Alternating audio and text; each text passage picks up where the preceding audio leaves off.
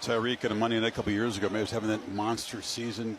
Tonight, we witnessed one of the most intense and emotional Monday night football games of the season, the New York Jets versus the Miami Dolphins, and trust me, this one had everything. Big plays, high stakes, and a terrifying moment that had every Dolphins fan holding their breath. Yes, we're talking about Tyreek Hill's injury, a moment that may change the trajectory of the Dolphins' season. Make sure you watch till the end, because we're breaking down what happened, what it means for Miami, and where both teams go from here. Let's get into it. The Dolphins came into this game with a solid 2-1 record, while the Jets were looking to bounce back after a rough start to the season. Expectations were high, especially with the Dolphins' high-octane offense led by Tua Tagovailoa and Tyreek Hill. From the opening whistle, Miami looked sharp. The offense was clicking, and the defense held Zach Wilson and the Jets' offense in check for most of the first half. By halftime, the score was Miami 17, Jets 3. Tua had already thrown for nearly 200 yards, and Tyreek Hill had racked up 6 catches for 67 yards. It looked like another big night for the Cheetah. But then, everything changed. Late in the third quarter, disaster struck. Hill caught a routine slant over the middle, planted his left leg to make a move, and immediately went down. There was no huge hit. No defender crashed into him. But it was the kind of non-contact injury that every football fan dreads. The stadium went dead silent as trainers rushed onto the field. Hill was clearly in pain, clutching his knee, and just moments later, he was carted off. According to the latest reports, Hill has been taken to a local hospital for evaluation. Early signs point to a knee injury, possibly serious.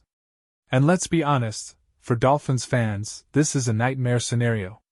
Real quick, before we dive into what this means for the Dolphins and the rest of the season, if you're new here, smash that subscribe button and hit the notification bell so you never miss a breakdown of your favorite NFL games, injuries, trades, and everything in between. We cover it all, fast, fair, and without fluff. Alright, back to the action. You'd think that losing your top receiver mid-game would rattle the offense. But give Miami credit. They stayed composed. Tua found Jalen Waddle for a huge 32-yard touchdown just 2 plays after Hill's exit. That made the score 24-3, and put the game nearly out of reach for the Jets. Defensively, the Dolphins stayed aggressive. They forced 2 turnovers in the second half, a fumble recovery and a crucial interception in the red zone. The Jets tried to mount a comeback in the fourth quarter with a short TD run by Breece Hall, but it was too little, too late. Final score, Dolphins 24, Jets 10. Now here's the big question. What happens if Tyreek Hill is out for an extended period? Let's be real, Hill is more than just a deep threat. He's the heartbeat of this offense. His speed, his timing with Tua, and his ability to turn any play into 6 points, you don't just replace that.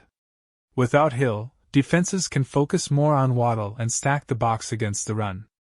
That changes Miami's entire offensive game plan. And we're not even talking playoffs.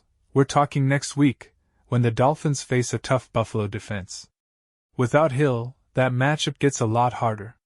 For the Jets, this is another disappointing performance. Zach Wilson continues to struggle with consistency, and the offensive line couldn't keep Miami's pass rush in check. There were flashes. Garrett Wilson had a few nice catches, and Breece Hall looked solid, but overall, this team has a long way to go. They'll need to regroup fast, or this season could slip away. As for Miami, they moved to 3-1, but all eyes are on Tyreek. If it's an MCL sprain or worse, the next 6 to 8 weeks could be brutal. Miami does have depth, but Hill is a once-in-a-generation weapon.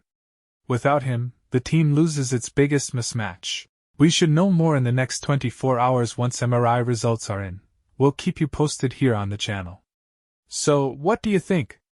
Can the Dolphins survive without Tyreek Hill? Do the Jets need to make a move at quarterback before it's too late?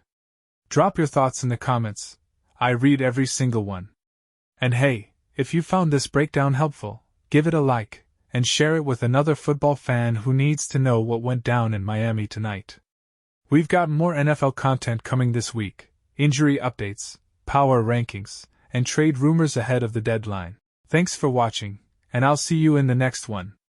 Until then, stay safe, stay smart, and stay football crazy.